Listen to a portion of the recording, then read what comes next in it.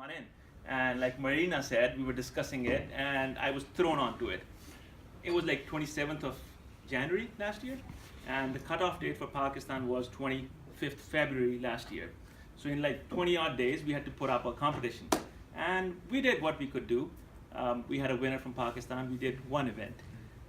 Then I came to GLC, and boy, was that a life changer. I mean, it was my first GLC, and I met these two crazy guys, Steven and Alex. They were doing their dance floors, and I was like, wow, I was super pumped in Bangkok. And I had everything when I went back. I was writing those small scribble notes, and those kids from last year's competition, they pumped me up so much. So I went back and I said, you know what, I'm gonna bring somebody, who's gonna make a difference to my community. So I went back, and we had all of these discussed last year, the book that you have, and it was amazing. So first thing I did when I went back home was, I clicked on the Dropbox, and wow, there was a lot of reading to do. So I was like, maybe I'll read it next week. And before I knew it, the strategy summit was on there, and we had our summit going on. And just the night before, I was reading through the Dropbox, and I was like, I really need to come up with a board or a committee to do the event. And I asked the president, and he was right behind the idea, and that's how we started doing it. So my first, takeaway from these guys last year was get your president on board, and that's the first thing I did. I asked him, I explained to him what GSEA was. He'd been with me on the last year's program, and I told him everything that we'd done wrong, and we decided we're going to go by the book. So we opened this book, and we started reading it, and we were going through it, and it was awesome. I mean, everything is in there if you just go through it. And the Dropbox thing was amazing because it was configured in a way I could really relate to it. So we started doing it, close to July and August. That's when we started, getting out to universities. So our first thing to do was reaching our competitors from last year, and that was our pool of student ambassadors that we had. And we explained to them that just because you've not made it to the finals, you can still contribute to the entire ecosystem. And these kids were superb. So we made a small Facebook closed group kind of thing for them, and I started pumping in some information from Dropbox, and they were excited about it. And that's how we got our first batch.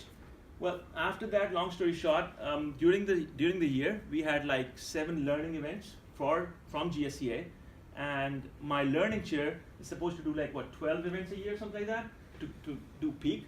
And we were branding it in a way that he did end of the year, he did 5 events, and I did 7 events from within GSEA. And all of the members were there, and all of these kids were there from incubators and universities. It was great socializing with them, great networking with them, and one after another, an event started happening.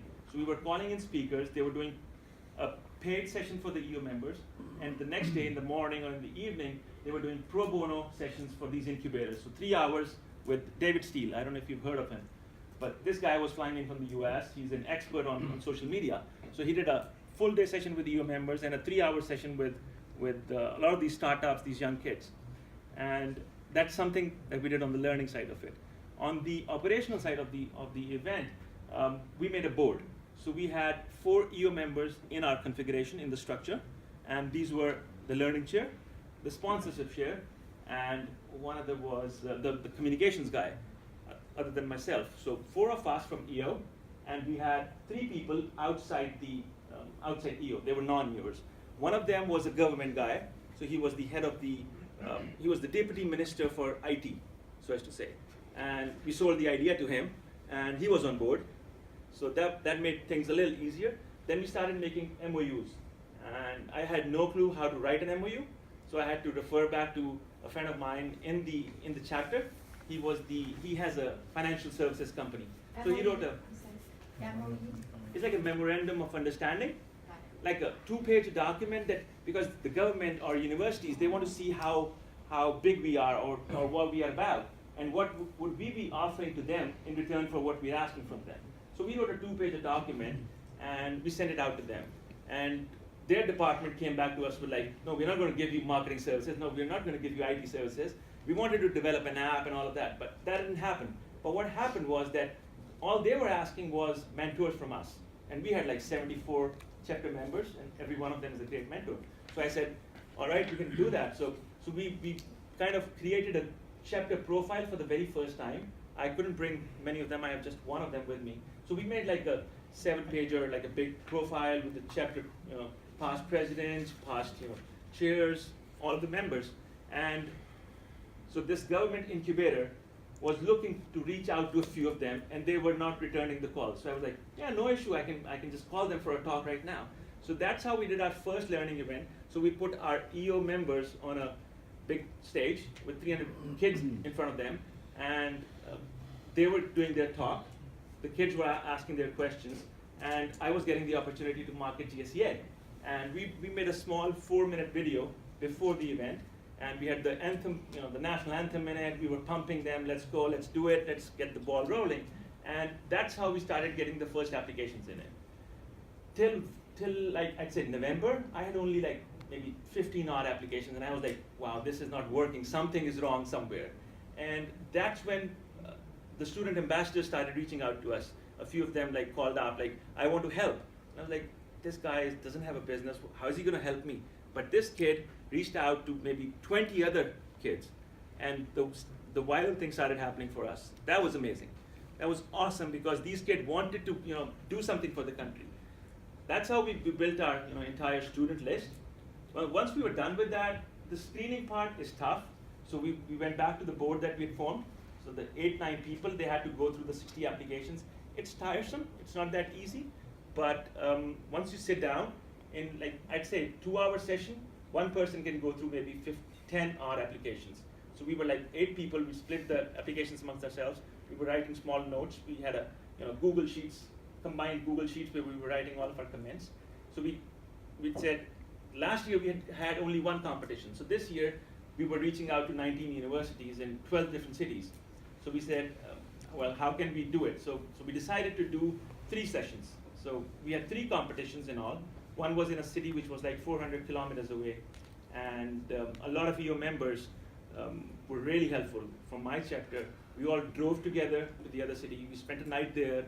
A lot of them took their families, so it was like kind of a break away for them as well. And they were judges there. So in that city, so it's kind of helping us in another way. So we're trying to open up a chapter in that city as well. So now I know that next year when we go back, we're going to have so many applications for EO as well. So that's terrific. That's something that's just happened out of GSEA. So we had our first semifinal, then we had a second follow-up semifinal, and then we had the grand finale in my city. But what we did that was different was that how would I engage with my EO members? A lot of them were asking the same question: What am I going to get out of this? Why is this important for? This is my money. Why are we getting this out to GSEA?